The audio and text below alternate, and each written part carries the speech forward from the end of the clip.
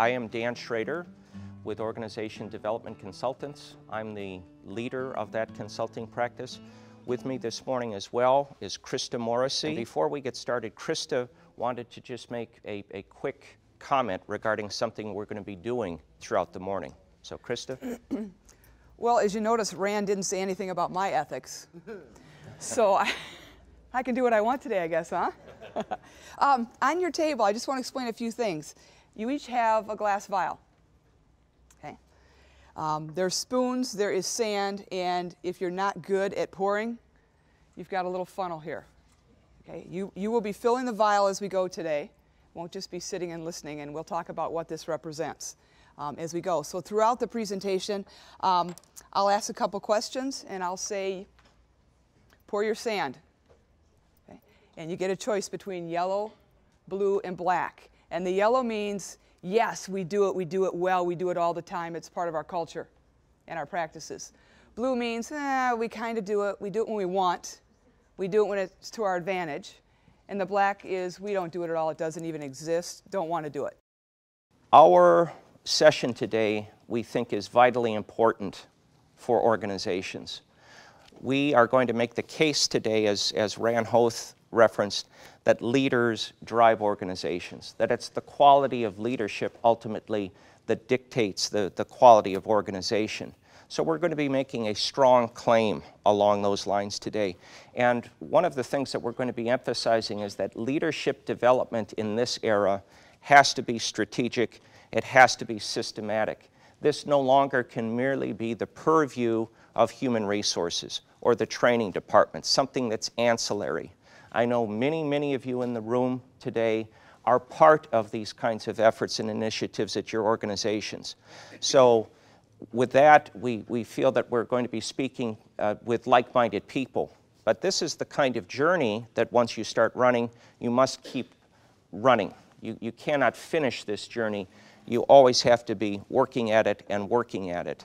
So wherever you are in your leadership development journey as an organization, we hope that you can bring a few things away from our session today of value and maybe think about how you can better your leadership development practices back at your organization.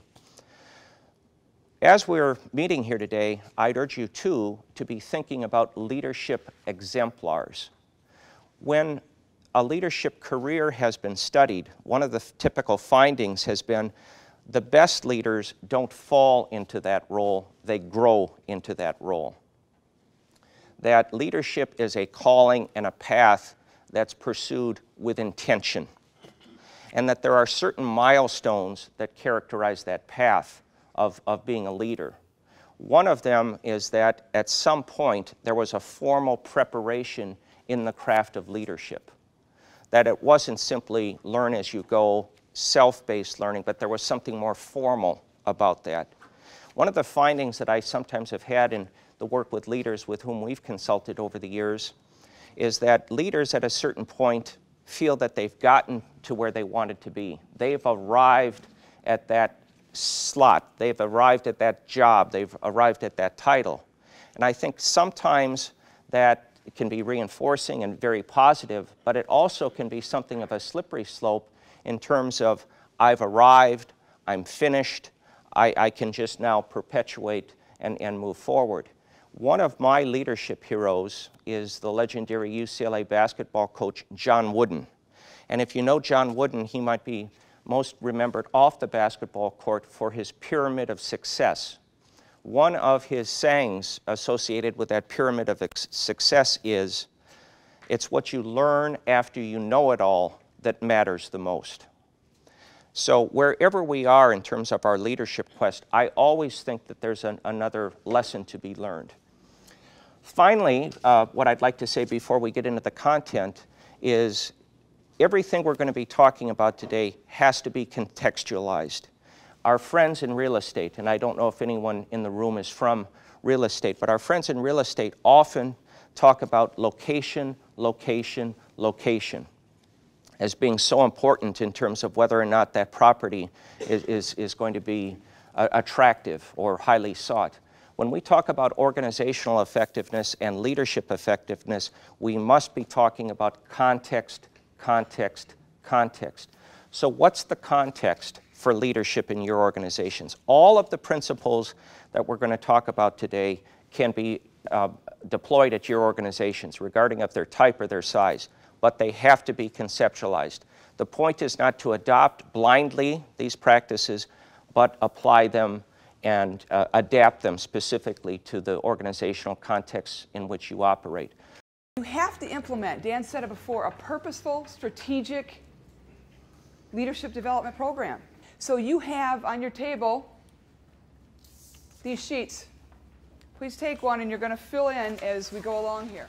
Here's your first question. Are you ready? Write it in the circle. Why do we exist? These are key questions about your organization that you must be able to answer if you're going to have a high-performance organization. Dan talked about that other bottom line, the culture. So, okay, let's look at the second one. How do we do our work? Mobilize your employees, support change, develop processes and disciplines. Measure. Ooh, isn't that something? And then do something with the measurements. Okay? So how do you work? Real quick. Next one. What kind of culture do we want? We struggle with this. We assume that people just watch us and they'll get it. But what kind of culture do you really want? Do you put effort into it? And what does the culture say about development of employees? Okay. And the last one, with what kinds of people do we wish to work? Okay. It speaks volumes about your company as well. Okay. So here, let me tell you, if I came to interview for your company, and we got to the point of the interview and you said, all right, Krista, do you have any questions for us? I'd say yes. Here they are. What are the defined roles and responsibilities of this position that I'm interviewing for? I want to see if you have them. Okay. What type of training program do you have to get me up and running successful really quick? And then I'm going to say, all right, hypothetically, it's 6 months from now, you've hired me, and I am meeting and exceeding all definitions of success. What do you see me doing? What do you hear me say? What do you hear your employees saying about me, and how do you see them interacting with me? And then I'm going to say, all right, it's 6 months from now. I am not succeeding. I'm not even meeting the minimum definition of success. What are the top 3 reasons? What am I doing that I'm not succeeding? If you can't answer those questions, I'm going to shake your hand, say thank you, and I'm going to leave. You haven't invested enough time, purposeful time in your company to find these. So it tells me you don't have a vested interest in your employees. Maybe you're looking more for than just a heartbeat and somebody with a car that can get to work, but I'm not sure. I want somebody who's going to invest in their employees. Okay? Leadership effectiveness drives organizational effectiveness. And what I say here is values drive behaviors, behaviors creates a culture, and your culture attracts and repels certain types of employees, certain types of clients, and certain types of vendors. And it gets even better. If values drive behaviors, behavior creates a culture. Inside that culture, you as a leader create a climate in which those around you work. All right, back to Dan.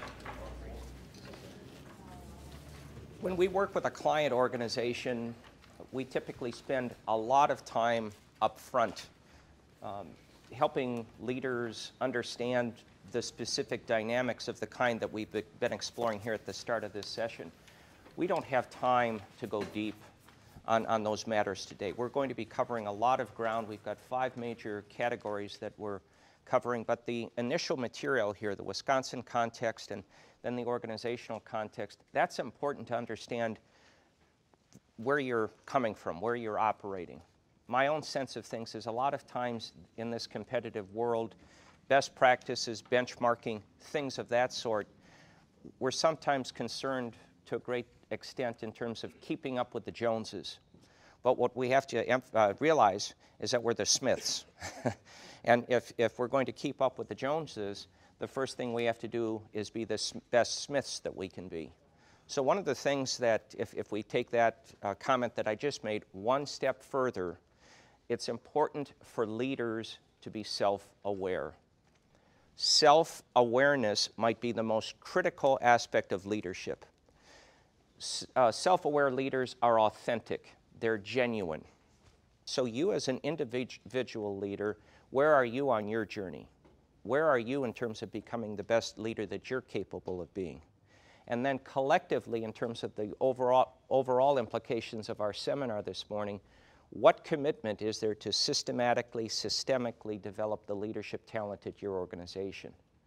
So organizations that are really serious about becoming highly effective organizations are really serious about leadership. They have built and deployed leadership models. Some of you in the field that are practitioners doing this kind of work, you're familiar with the term competency models.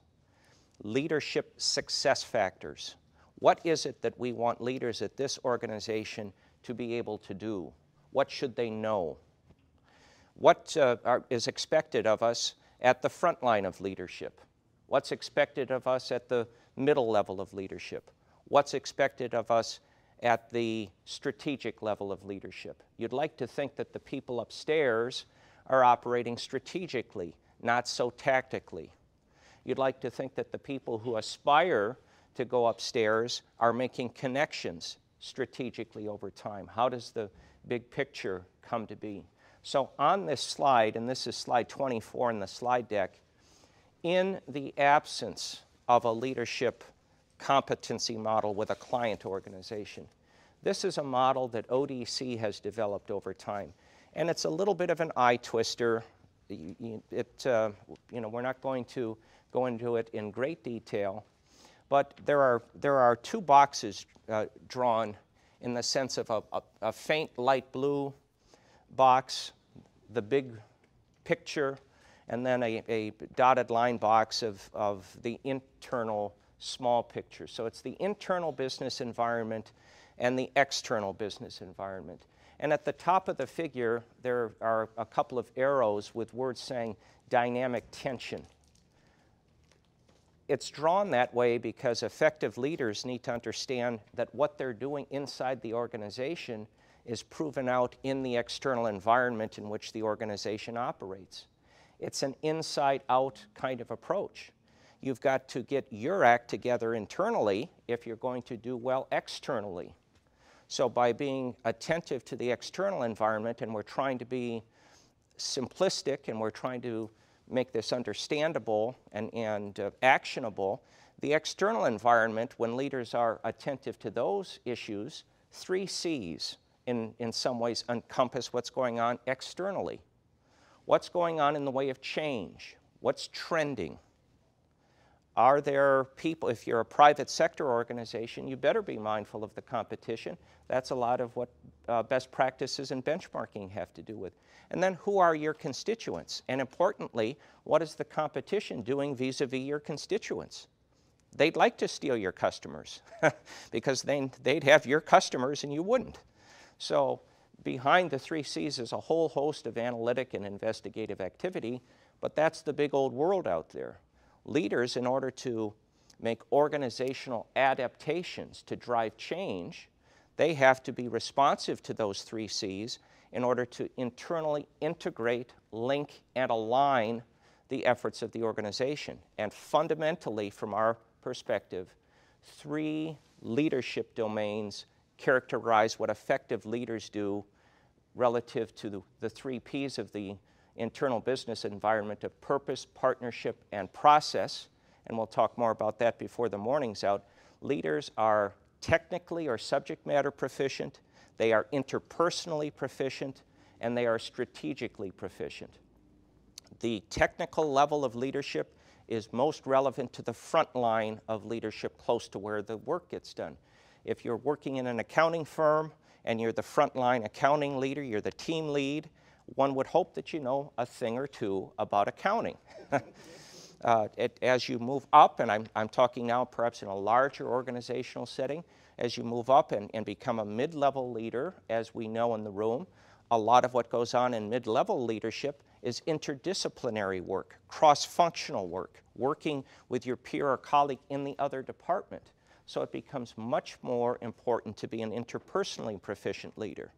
And finally then, when you get to the C-suite, chief executive, vice president, the apex of the organization, that's where you better have some high-level strategic kinds of skills. And we happen to think that top leaders didn't fall to the top of the hierarchy, they grew to the hierarchy. So we'd like to think that over time, if an organization were highly committed along these lines, their leaders would all possess a multitude of tools of this kind. They're not one-trick ponies. They're highly proficient, highly skilled, and they know when and how to use those kinds of skills.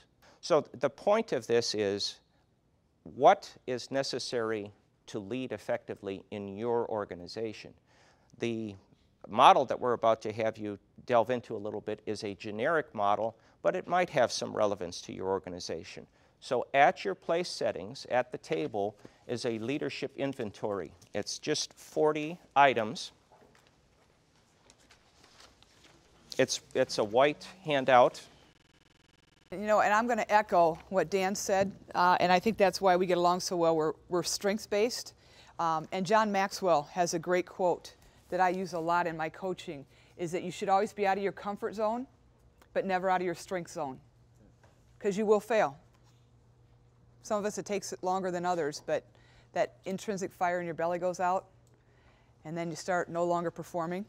So as leaders, put yourself in your strength zone and put others in their strength zone. Okay? All right, the fifth discipline, how masters see the world. It's a holistic approach. It's systems thinking, interrelated pieces. Okay? And it's important. How are all the pieces interrelated? Do you see it as a whole, as a system, or are you siloed? Okay? So get ready to pour some sand, because I have a question for you. And you can choose the color. All right? Are you poised, meaning your organization, are you poised to execute in the current and existing markets? Are you poised to execute in the current and existing markets? Yellow, blue, or black? And it's related to this systems thinking, that everything is interrelated. Ooh, there's a lot of hesitation on this one. Are you poised to execute in the current and emerging markets? I know, I don't like it. How did you interpret poised to perform in the current and emerging markets? Do you like the word position better? Okay. Prepared? Or ready? Okay. Did some of you maybe not know or hadn't thought of it before? And by the looks on some of your faces, are you starting to think about this systems thinking and looking at patterns and looking at underlying structures for situations? Or have we just been firefighters? Because that's fun, isn't it? How many of you are putting out fires this week that you put out last month? How about fires this week that you put out last year? Yeah. Anybody want to admit 2 years ago? Oh, you're not raising your hand, you're just shaking your head now. Yeah, I get it. Okay. Okay. All right. See, Dan? So this slide, this showed up in Dan's model, the 3 Ps. And I'm just going to hit on this quickly about purpose, partnership, and process. And in my world, in OD, people say, well, what is OD? Well, it's a trifecta of people, process, tools. Don't overcomplicate it. The complication comes inside of your companies with the people, process, and tools. Krista, my preference is to go to the people first all the time. Not everybody agrees, but I think it's the right way. Fix the people who work in the processes, and they'll fix the process for you. They'll tell you how to improve it. And then they'll tell you what tools they need to support the process. Okay? There's a story that I want to tell. It might be a little bit of a stretch for relating, but I think you'll get it. There was a priest who had to get ready for his talk the next day at church, and his wife's gone, and he's got a 5-year-old at home. The 5-year-old's running around. He's thinking, I'm not going to be able to write what I need to write for tomorrow with this 5-year-old, needing my attention. So he sees a book laying there, a magazine, National Geographic. He rips a page out, and it's a picture of the world. He says, oh, I got this. So he rips it into pieces, gives it to his son, and says, all right, I'm going to go work on my speech. You put the world back together. And the boy's looking at it, and he walks in his office. He's like, all right, probably got 30 minutes. About 12 minutes later, tap, tap, tap, little boy knocks on the door. He's got this piece of paper all taped together with these rough edges. And the dad said, how'd you do it? And he said, well, Dad, I didn't know what the world looked like, but one of the pieces of paper, when you tossed it down, flipped over, and it had a guy's picture, kind of part of his face. So I knew the back of the page was a guy's face. So I figured if I get the man right, I'd get the world right. How does that relate to leadership? You get the man right, or the woman right, do you get the company right? Do you have satisfied employees who not only lead in your company, they go out and lead in the communities? All right? People, process, tools. You can make it hard by going after the tools and the process first. You can make it easy on yourself by investing in the people and let them go after. Okay? And when you do that, sometimes you couldn't stop them if you wanted to. So this leads into the next slide, which is a balanced scorecard. Okay? A balanced scorecard, where it starts down in the bottom left, the people practices. Okay? What do you got in place that's actually part of your culture, part of your strategy, that if you see then feeds your operational and processes, which feeds your customers, your constituents, the outside, which feeds financially. And it all fits into that other bottom line Dan talked about, your culture. Okay? So let me ask you, you are Mike. What do you drive for a car or a truck? A van. A van. Personal van. What do you drive, Jeff? An Acura. Okay. So how fun would it be when you left here today if the dashboard from your Acura was in his van and the dashboard for your van was in his Acura? Would that work for him? No, it wouldn't work. The dashboards have to be relevant. That's what a balanced scorecard is. It's your dashboard. It means something to the employees. It means something to the business. And inside each quadrant, there are measurements. What gets measured gets done. And measurements drive behaviors. So I have 3 questions for you now. You're going to pour sand 3 times. To be totally honest, here's your first question. Are you practicing a balanced scorecard? There's no blue, because if you have 2 quadrants, it's yellow or black. Yes or no? Are you practicing a balanced scorecard? Have you complicated your measuring process because it looks cool and it's neat and trendy and it means something to the executives?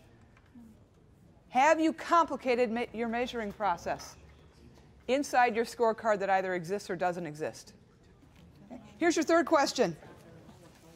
If I came to your company and I asked your employees to tell me specifically what are your measurements or your KPIs or your metrics inside of each one of these quadrants as it relates to them, can they tell me right off the bat? Do they know? You can throw some blue in on this one if you need to. Before I hand it back to Dan, I want to ask you a question. At first, putting sand in these vials was fun. Now it's not so much fun, is it? It's starting to become a picture, isn't it?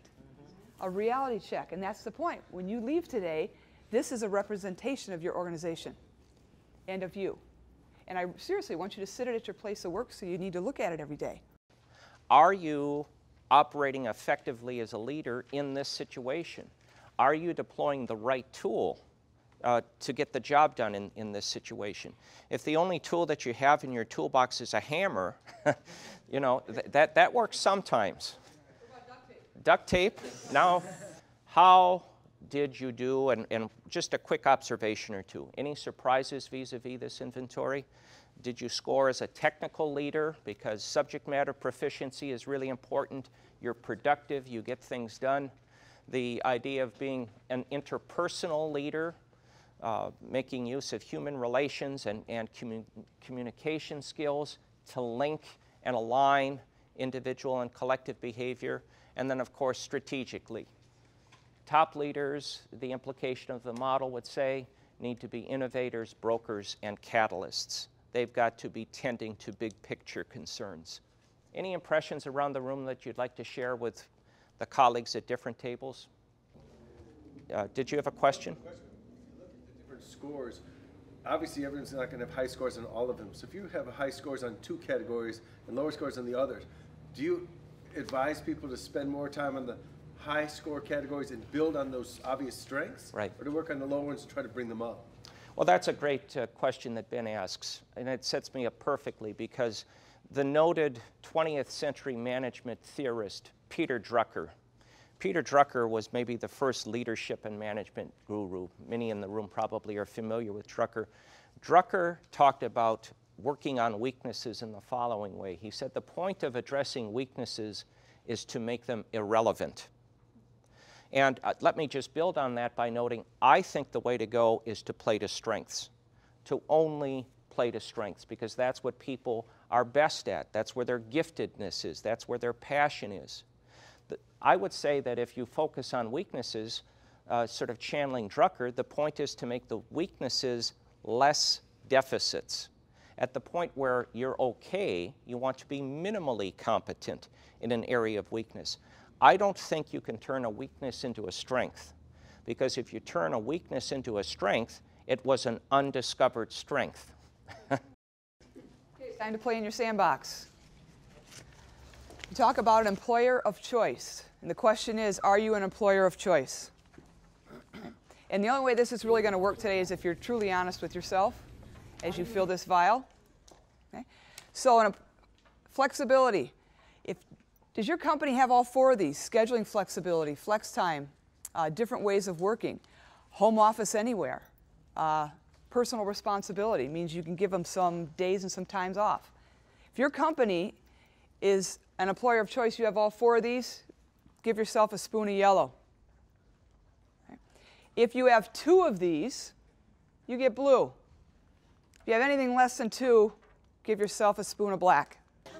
And if you're from the same company, you don't have to have the same viewpoint, but you all have to fill one.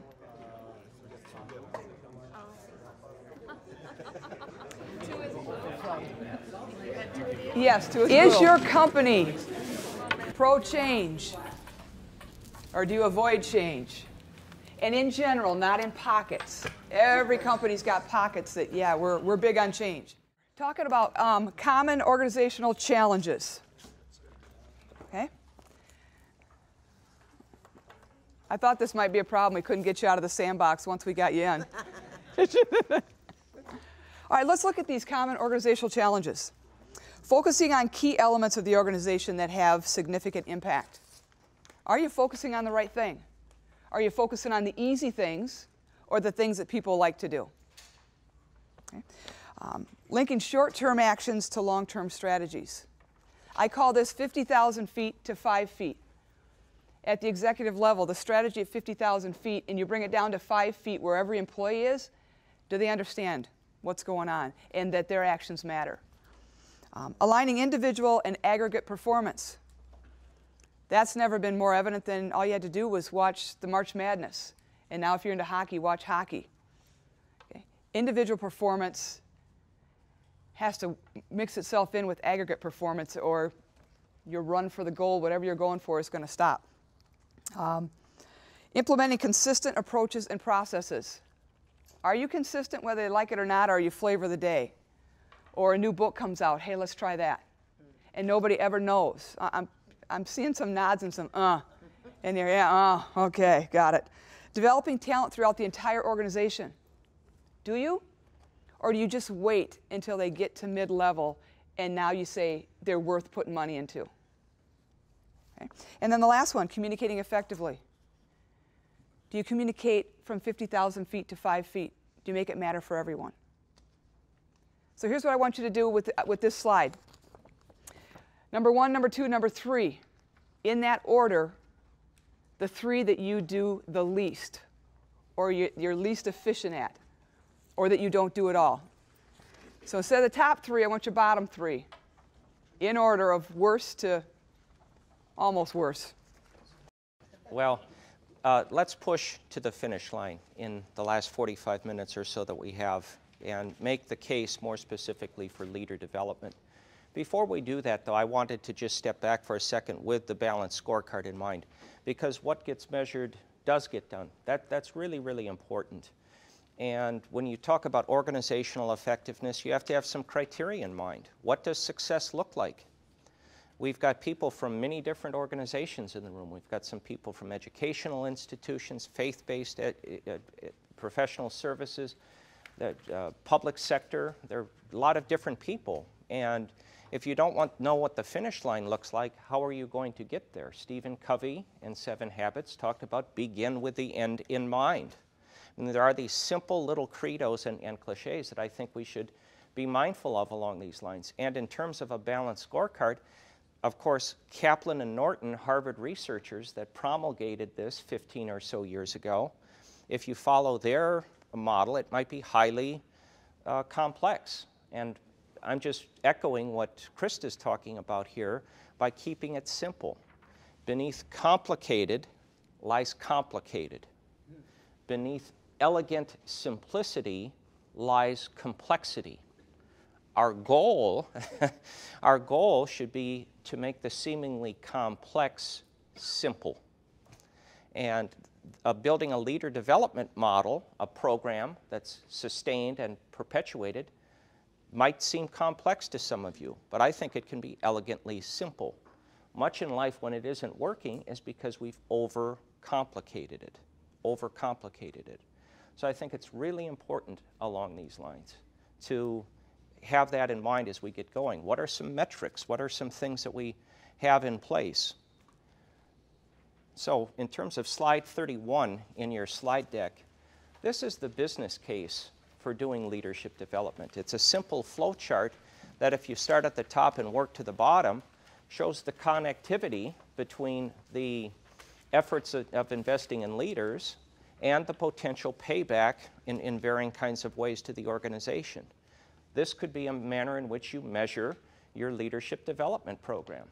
It's one of the ironies in terms of what gets measured within an organization. Typically, those are the things that are easy to count. They're concrete and tangible: inventory, supplies, money. Sometimes the things that aren't as readily measured are the people-oriented quadrants of the balanced scorecard, having to do with constituent, stakeholder, or customer performance, and or the quadrant of people performance. Most of what we measure with regard to people performance are cost data. We pay people, and historically we've offered a benefits package to people. Those are cost data. What are some success or positive indicators that could be tracked there? And I think it's really important that you do so with a leader development model. And in terms of this example, I would give a case study here, and I think you'll find this compelling. One of the things that ODC does to differentiate itself from the other consulting firms that are out there, we have a stake-in-the-ground commitment to measuring the work that we do, and we work with our clients in a number of instances. Leadership effectiveness does drive organizational effectiveness. So the remainder of the slide deck is a 4-pillar model of leadership development. Our message to you this morning is, if you want to drive organizational effectiveness, if you want to develop bench strength in your leadership, you have to put in place in some way, shape, or form these 4 pillars. And it should be stratified and customized to the culture, the context in which you operate. The first pillar had to do with being intentional, specific, systematic. You know, this is not something we do some of the time, it's something we do all of the time. We have a commitment to doing it. Talent. And I guess simplistically, there are 2 ways that organizations tend to go about identifying people that they might invest in leadership-wise. One would be some kind of voluntary, I want to apply, I'd like to be considered to be a leader. Sometimes that's followed, that's 1A. 1B might be, well, we're also going to do some assessment. 1B might be pursued on its own without an invitation. But the idea is to identify people that are worth investing in. And Krista, we've got an exercise that we want folks to do. So can you introduce that? Okay. Dan just talked about it, so fill it in, the 4 pillars. Okay. What do you have going on in your organization inside of each of these pillars that supports the infrastructure, identifying the talent, developing the talent, and evaluating it? We want you to fill it in based on the slides and based on what I was saying, and just have some small group discussion. What does your leadership development model look like at your organization? Or what could you apply at your organization if you were inclined to do so? And then let's have some small group discussion along those lines. CEO implemented this 30, 60, 90 evaluation where I have to bring in all the staff and evaluate them every 30, 60, 90. And grudgingly, I did it because he told me to. But after this, I realized the importance of it. I'm going to go back and I'm actually going to put some real effort into doing the 30, 60, 90. One of the key elements that I will take back to the office is attitude, to bring the right attitude back to the office and to the staff and present it to them and be the leader. And for me today, really it's looking at leadership and how we make it a formal and like a planful action. So things that we can take back, we're just wide-ranging, and I think this is something that I was really excited to learn how I can make them actionable when I get back to the office today. So yeah, really enjoyed the experience, and even though my sandbox is a little black today, I think it was great. Yeah, I thought it was a great experience. I agree with Greg's comments about having tools to take back to the office. You know, we've got a lot of big ideas all the time, but nothing gets implemented. So the takeaway for me was what gets measured gets done, and so that was very valuable. And I think the group discussion and working around the table, this activity as well is just, yeah, more black than I would like, but hopefully next time it'll be more yellow and blue. But I think just being surrounded by people that were nodding and sharing our experiences, that we're not the only one maybe with this struggle. So overall, it was a very good morning. I think that the leaders here today learned about themselves and had an opportunity to think about some best practices that they might pursue back at their organizations after this session. Well, for me, I was put into the role of leader long before I was ready. So the training came afterwards. And I've been on a quest ever since to help people be trained and ready before. And when you develop leaders, you increase morale, you increase self-confidence. It's a win for everyone, inside the organization and out.